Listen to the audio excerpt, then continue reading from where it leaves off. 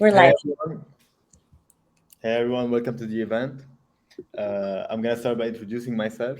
So my name is Hadi Baltagi. I'm CTO of HB Tech. We develop software for our clients. I'm also a senior software engineer and a proud member of the G2I community. Today's speaker is gonna be James Charles. James has over 20 years of experience. He works currently at PayPal. He's an amazing developer. Uh, and today he's going to be talking about testing strategies in web development, why we should test, what makes testing good or testing bad, what are the different ways to test your application, your components, or whatever you're trying to test, and what's the best practices in going about that. So, James, the stage is yours. James is going to give a talk for 25 minutes, and stage is yours. Okay, thank you. All right, so let me go full screen here. All right. So today we're going to talk about testing. And the first question I like to ask is, I know this is not an interactive session, but just as a rhetorical question, I guess, is how many of us actually enjoy writing tests, right? I remember about 10 years ago, I got into writing testing pretty in depth, and I really like the idea of testing. I really like the promises of testing, but in practice, there are so many pain points with testing. Back then, people were really pushing TDD, test-driven development, and again, I really wanted to like it, but there was so much friction that it was just kind of painful. And maybe you find yourself in a similar spot. And so today we're going to address some of those things. So this will be the agenda. I'll briefly introduce myself. Then I'll spend about a third of the time talking about testing principles, kind of why we do testing. Then I'll dive deep into testing tools, show some live code, show some live code runs. Then we'll talk about how do you actually make change like this happen at your organization. And then I think we have a few minutes for Q&A after. All right, so I've been an engineer for about 20 years or so. I've been at PayPal for about 9 years now. I've done various things at PayPal. I'm kind of a full stack-ish engineer. What that basically means is front end plus the server side node, and then we make API calls to the server, but not really database stuff. I really enjoy doing front-end ops, and what that basically means is anytime there's front-end opsy things like setting up Webpack, Babel, testing infrastructure, metrics, monitoring, I really enjoy that. I've got a few courses on Pluralsight, and I really enjoy doing building code editors using CodeMirror.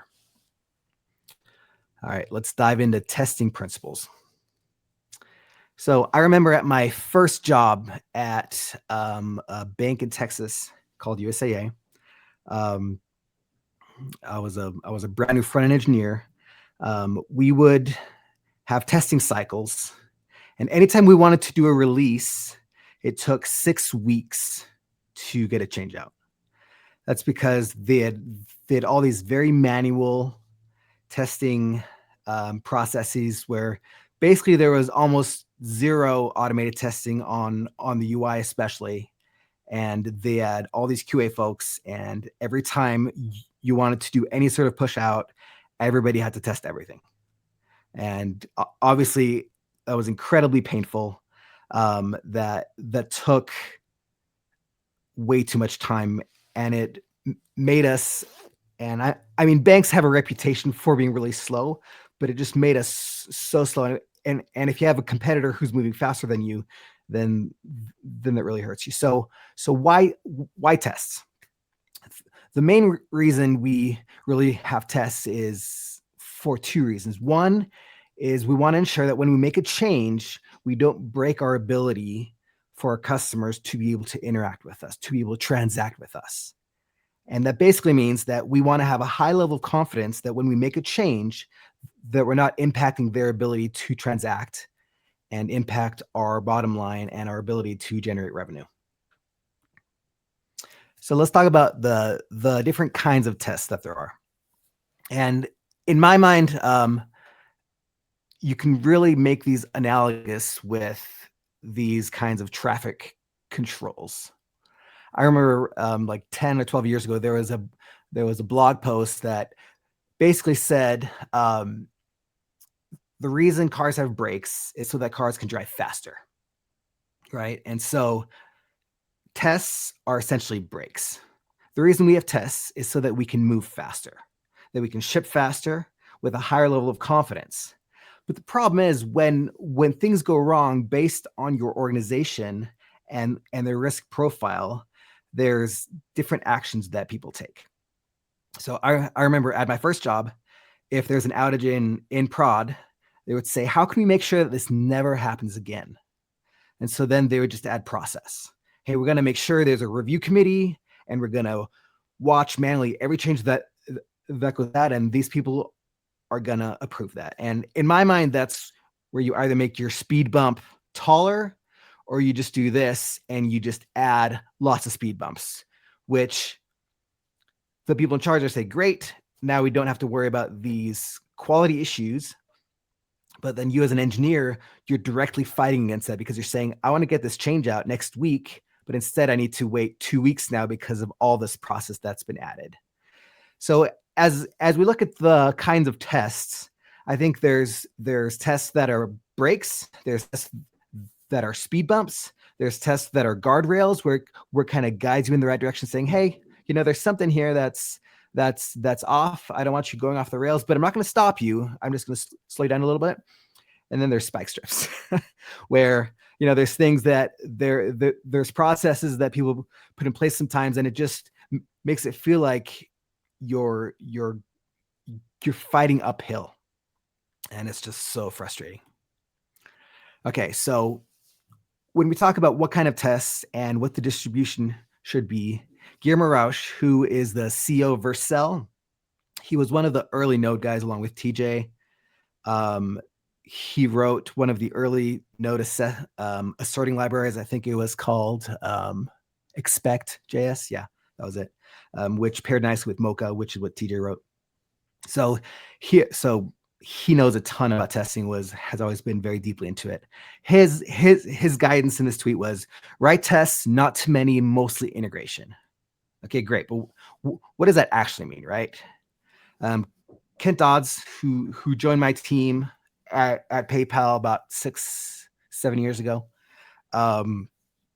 he published this as part of his course based on that tweet. So if we look at the bottom here at static, that's basically static analysis, things like TypeScript, ESLint. And then I know he lists flow type here, but flow used to be a competitor to TypeScript, and it basically lost. So you can just replace that with TypeScript. This is a tweet from 5 years ago, but I just wanted to kind of show this image. Okay, so let's talk about each of these types. So unit tests, in my mind, unit test is really about testing the smallest unit of a thing. So if you have a door, writing a unit test would be, I'm going to write a test that when I turn the door handle, it pushes the pin back and forth. And then you could write another test that says, when I turn the lock piece, then I can no longer pull the door handle left and right. Now it doesn't test any of the other pieces. It doesn't test the door opening against the door frame. And there's a number of very funny memes on the web on unit testing going wrong, where a door will open, but there's something right behind it, so you can't actually walk through it. It's not useful, but the units all passed. And that's really the danger with unit testing. But here's an example of a unit test where you just say, if I pass input A, I expect output B, right? And unit tests are really good for when you have a very small contained function, and there's a lot of possible variety within that. You have to test all sorts of different kinds of input. For integration, I don't have a sample here, but really integration just means that you're testing a wider scope of these units together. So a unit test for a door would say, hey, I come to the door, I open the handle, it swings up all the way, and I can walk through it. That's what an integration test is. It tests a lot of these units together. And that's why Guillermo really pushed for that. And that's why there's a higher value there, because tests are only reliable if they mirror how, as closely as possible, how somebody would use that piece or that unit. So the closer you can tie your testing or your test cases to how a real user uses your site or your CLI, the better your functionality coverage is going to be. End-to-end test usually means that you're testing it end-to-end, meaning you're really closely tying it to the user's behavior. And in this case, we're using a library called Playwright. So we're saying, so this is for a web app. We're saying, if I come to this URL, then it shows me a message to load a file that if one hasn't been loaded yet. And then I instruct the actual library to go visit that page, to grab an ID, which is defined by this test ID. And then it actually chooses a file. And then we expect this text to be there. Historically, end-to-end testing with Selenium especially has been incredibly painful because it's very flaky. Because most anything that's Selenium based, so at work we use WebDriver quite a bit. I'm looking forward to moving away from that. But the problem with Selenium is that it basically it's like you're automating a browser, but there's no hooks, there's no special hooks or controls into waiting for something to appear. So if there's any network issues, if the page takes extra long, then there's no way that Selenium has of knowing, hey, the page is just slow, I'm just going to wait a little bit longer. Whereas Playwright and Cypress, I believe as well, they now integrate into the DevTools protocol, which means they get access to networking information, and they can control the browser through all of the APIs that the Chrome DevTools use, and that a lot of the other browser vendors have now adopted. And so that means they get a lot more access to things. So you can have APIs like wait for. So here we say wait for the page to go here. So it's actually going to wait for that. You can still set a timeout limit. In my case, for some of these, I set the timeout to 30 seconds. But it actually is now aware of when the page will be ready. Whereas in Selenium, you just say, wait 5 seconds, is it there yet? Wait 5 seconds, is it there yet? Whereas here we can say, hey, once the page is ready, then move on with the test, which is great. Okay, let's talk about mocking and fixtures for a second. I'm not a huge fan of mocking, but basically what mocking is taking a part of your so say you have an AJAX function that makes a network call, and it calls the database, and it gets back a bunch of data, and then it does some sort of behavior based on that. And mocking is the idea is that you replace is that you mock that network call, that response that comes back, and you say, okay, I'm going to pretend like we're not actually calling out to the internet, and instead I'm going to give you the response back manually. I'm a really big fan of as few abstractions as possible, because the problem with using a lot of tools and a lot of abstraction is that you end up in a place where you're fighting against the tooling. And if anybody's used Webpack, or if they've ever come into a place where the team is using a lot of tools, and you come in and you say, oh, I'm getting this error, I have no idea what this means, now I need to dive in and become an expert on this mocking library, right? So my personal approach now is I try and avoid mocking when I can, and I prefer to write either a unit test or an integration test one step farther, because usually when you're testing an API response, you're not actually testing that the API responded, because you have a contract with that backend service. So there has to be some level of expectation that backend service is not going to violate that contract and just change the API. And even if they do violate that, mocking wouldn't help catch that unless you're regularly updating your mocks to match what the API replies with, which certain tools like MSW help with. But so for my part, I prefer to move the testing down to the handler of that response.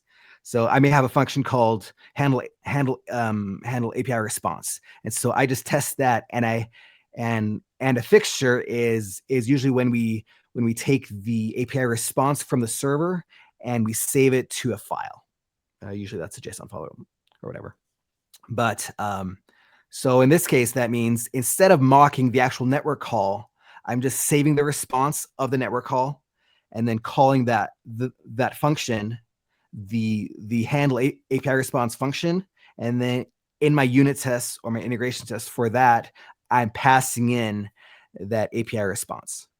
And that way I can, if I do it that way, I can not use I can avoid using the mocking libraries. I can avoid using those extra abstractions.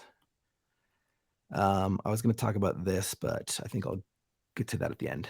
Okay, so let's talk about. I forgot to take that out. Okay, so TypeScript. TypeScript is. I've been late to TypeScript, honestly. But a few weeks ago, I really jumped into it, and my favorite thing about getting deeper into it, especially for testing, is that it really enables you to spend most of your time just in the IDE. So instead of doing the whole, refresh, run, whether on the node side or in the browser side, this allows you to just you write some code, and then TypeScript immediately tells you, hey, you've passed the wrong type here. And the reality is that when I got into testing a lot early on, I discovered that 80% of my tests were just asserting on types, like, hey, am I passing the right type in? Am I returning the right type here? And TypeScript really helps reduce the things that you have to type. But the downside with TypeScript is that TypeScript runs at build time, right? Which means it's great for you making sure that, assuming that data comes in at a certain shape, that then it makes sure that the code that you write for that schema or that shape is going to work. But what if the API response or another function you passed or another AJAX call, it comes back with data that's slightly different, or there's a use case that you didn't anticipate? That's where you run into problems with TypeScript, and that's where Zod is actually really, really great. So Zod is like TypeScript in that it does type safety assertions, but one, it doesn't require TypeScript, so you can use it even without TypeScript. Two, it runs at the runtime, meaning when you get the API response back, you can assert against that schema shape. So let me show some code here, actually. You can see that great. Okay.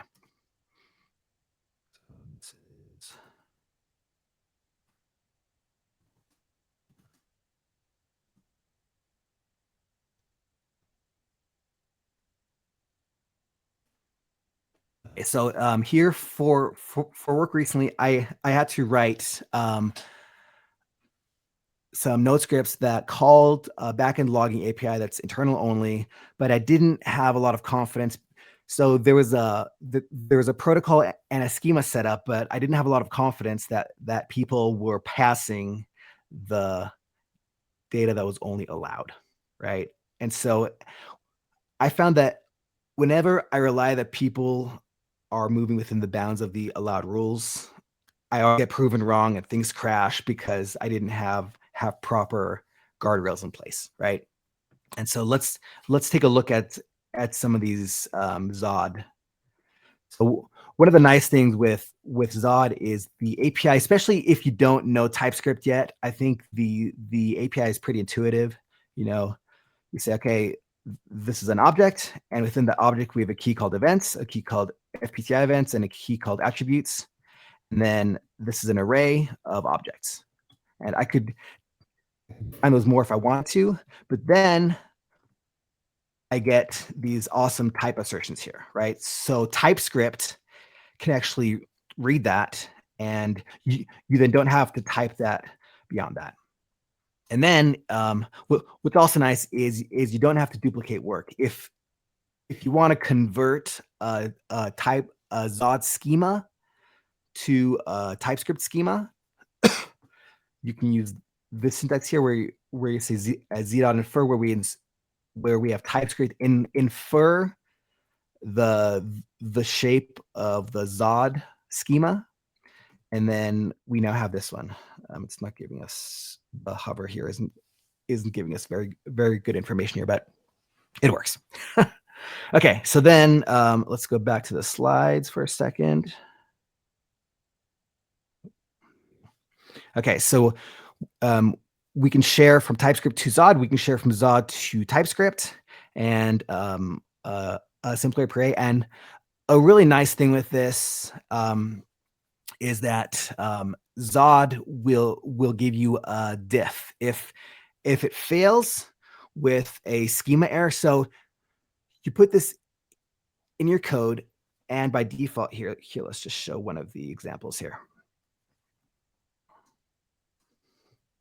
So here we have the schema, and we can say parse, and then we pass in the raw object that I usually just type as unknown in TypeScript, and then it assigns it here, and by default Zod will throw an error. And so that gives us some really nice options there, because we can then decide how to handle that error. We can say, okay, am I going to throw and just let the user handle this, or am I going to capture it and turn this into some sort of remediation path?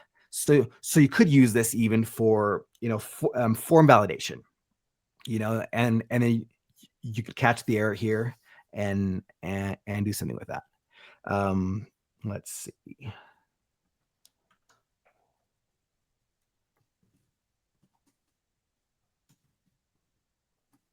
Okay, let's go back to those slides. And one of the really nice things here is what Zod then allows us to do is to have predictable checkpoints in place. And the nice thing with that is if we can assert earlier, hey, I know later down the line this is going to fail if you don't have this parameter or this parameter, or if this API response is missing these things. By checking at a predictable point, we can ensure that we can handle that properly. Many prod errors and many outages happen because something slips through that we don't expect, and then down the line, and maybe 3 functions later on a different page or on a different component, it fails because that thing expected a parameter that wasn't passed down, or maybe it's the wrong type of parameter. So Zod really allows us to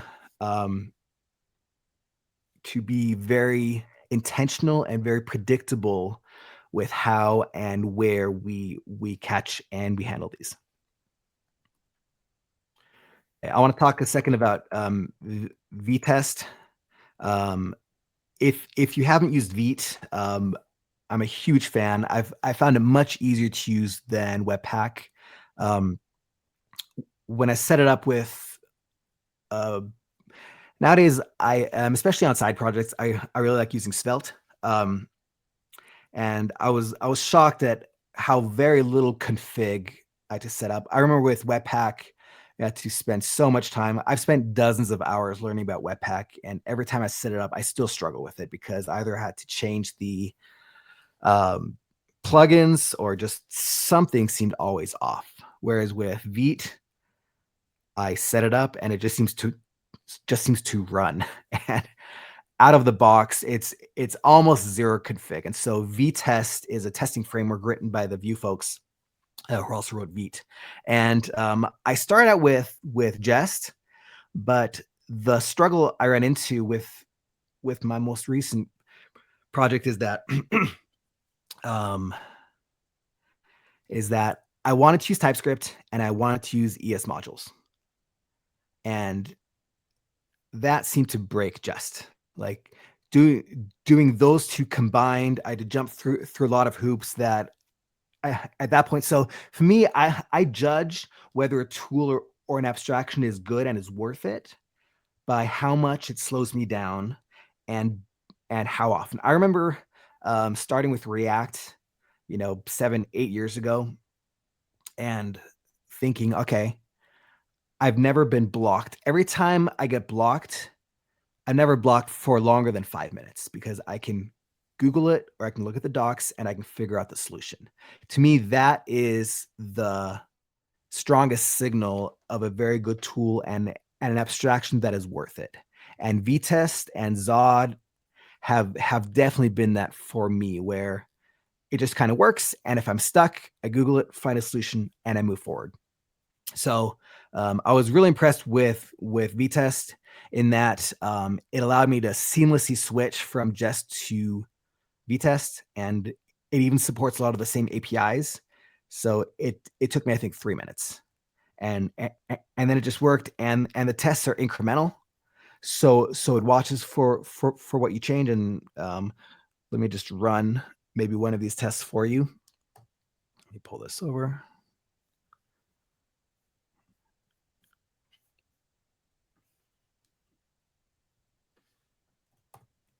Okay.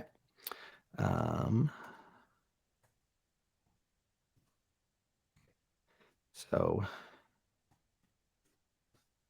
I don't have a ton of tests here, but it just works. It's super fast, and it tells me how long each part took. Then I can rerun based on certain patterns. I know Jest has a lot of these same features, but for my part, I've really liked the developer experience of anything coming out of the Vue ecosystem, and they make it really to plug into a lot of things that are part of the React ecosystem as well. All right. Okay, I wanted to talk about Playwright. There we go. Okay. So let's talk about Playwright for a second. I mentioned earlier the downside with Selenium tests, and I think anybody who's tried to write end-to-end or functional tests with Selenium-based tooling, WebDriver IO, any of that, they run into the issue of flaky tests, and so Facebook. Well, let me back up. The whole point of testing is to give you more confidence and allow you to move faster, right? Flaky tests mean false negatives or false positives, and that really damages your ability to have confidence in your testing infrastructure and in your ability to ship fast and to believe with confidence, hey, this is good, it's going out, or hey, this failed, we know there's a problem here, fix it quickly. And so Facebook had some logic in place with their failing test that if a test was flaky, if it was irregular with its pass rate, they would automatically delete it.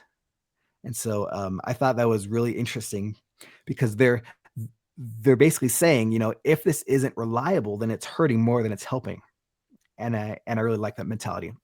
And so Playwright is really nice because it hooks into the Chrome DevTools API, and you can use it across all these browsers. It's similar to Cypress in that sense. The biggest difference being that it's cross browser. And in my mind, in my experience, especially nowadays with most browsers converging on, I mean, now Chrome is on Blink, Edge is on Blink, Safari's on WebKit, which Blink is a fork of. So these three browsers have a very similar rendering engine. And so we have Gecko and then Opera. Not very many people use Opera. So we're really talking about one rendering engine, a step sibling, and then another rendering engine. So in my experience, testing for CSS differences, it's not that needed these days. In my experience, more it's so testing one or two browsers, especially from different engines, in my experience is usually plenty. But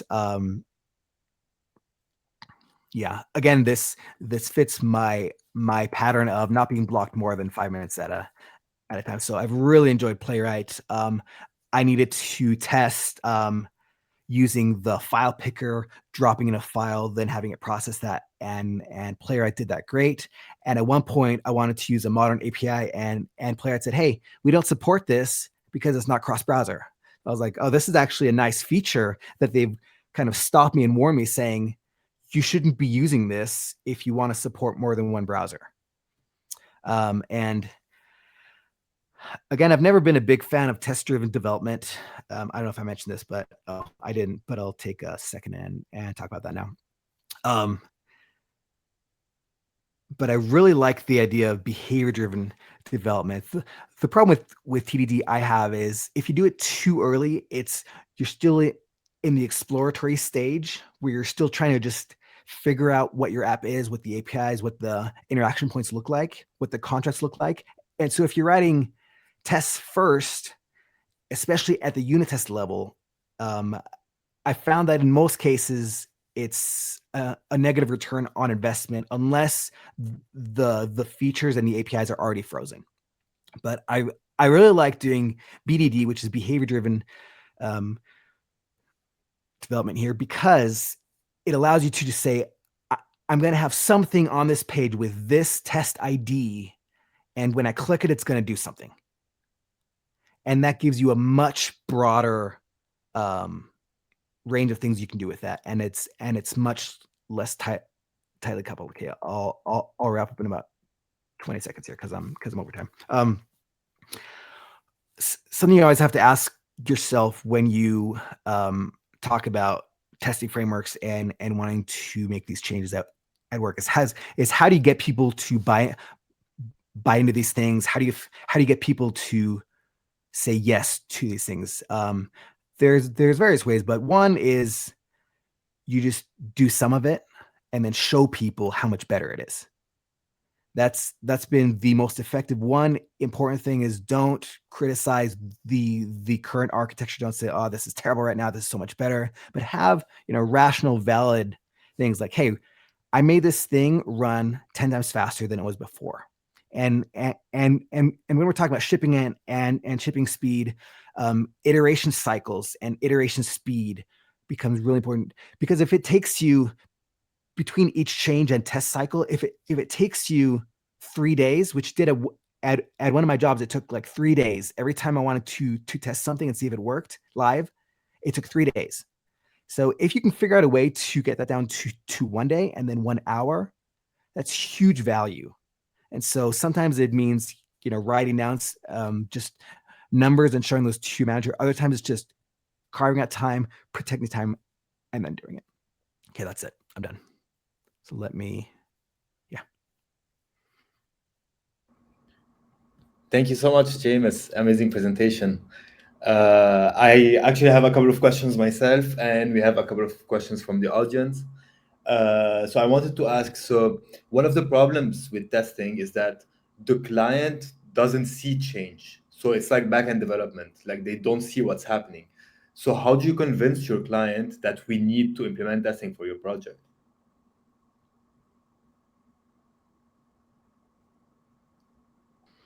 Okay. Here, let me stop sharing my screen here.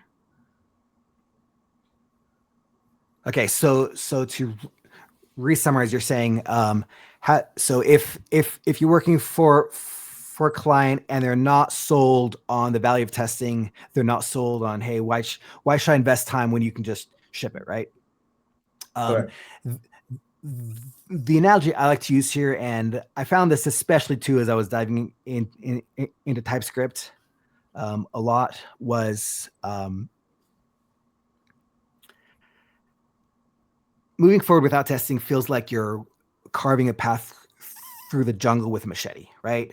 Anytime you find you're blocked by something, you either have to chop down the giant leaf, or you have to kind of walk around. And if there's anybody coming behind you or in a party after you, sometimes they can use that same path, but if they need anything different, then they have to bring their own tools and chop down their own things, right? And they might be eaten by a crocodile on the way. But if you're investing into TypeScript, into tests, what you're really saying is, hey, we're going to pave a road here through this jungle. It's a greater upfront cost, but so really you have to let them decide if it's worth it or not. And that's usually what I like to do is like, hey, if we're going to be running this 10 times a day, 20 times a day, if you want to ship in 1 hour instead of 3 days with all this manual testing, it's going to take this many hours. But you also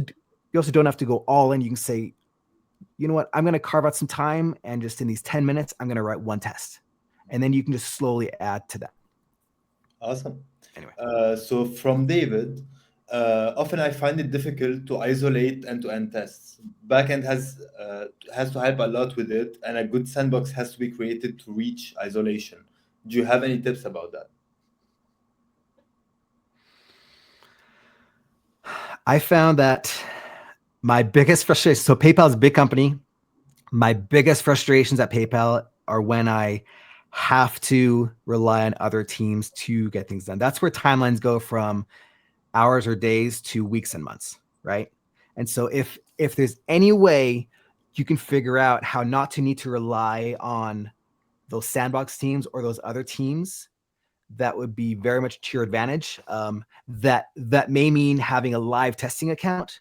That may mean having some logic in the code, which is I would go be sparing with and very careful with. That basically says, hey, if I'm on VPN, or if I have this one of these special accounts, then bypass this thing and don't actually process this. But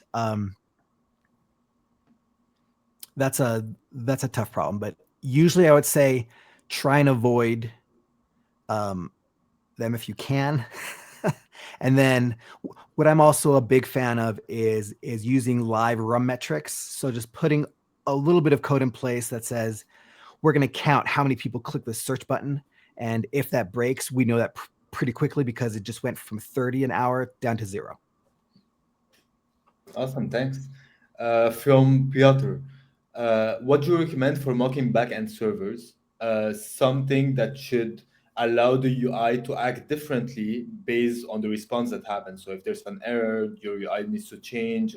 If it's a successful call. So what would you recommend for mocking your backend server for you to be able to test this behavior? Yes. So my first preferred approach is to avoid the mocking piece and to have a function that's essentially a handle API response. And then within that, I pass in a fixture, and then because hopefully, and sometimes you have to work with the API teams here if they don't have good docs, but hopefully you have some sense of, okay, these are the types of responses I can get back, and then based on that, you can unit test all those out. And just in that API response and those fixture types that you pass into that handle API response function, you then unit test that. And if you want to catch, prod issues where the API is off, where it fails in weird ways, I think Zod is a great case for that. It's a pretty small library. You could fail safely and then just maybe log or send yourself an email saying, hey, this thing failed in a way that's not expected. The API is doing something not allowed here. record that, log it, send that to me, and then I can add that to my test cases. Awesome, thanks. So Luis is asking, so are fixtures like memoizing the API response? And if so, when would you update that value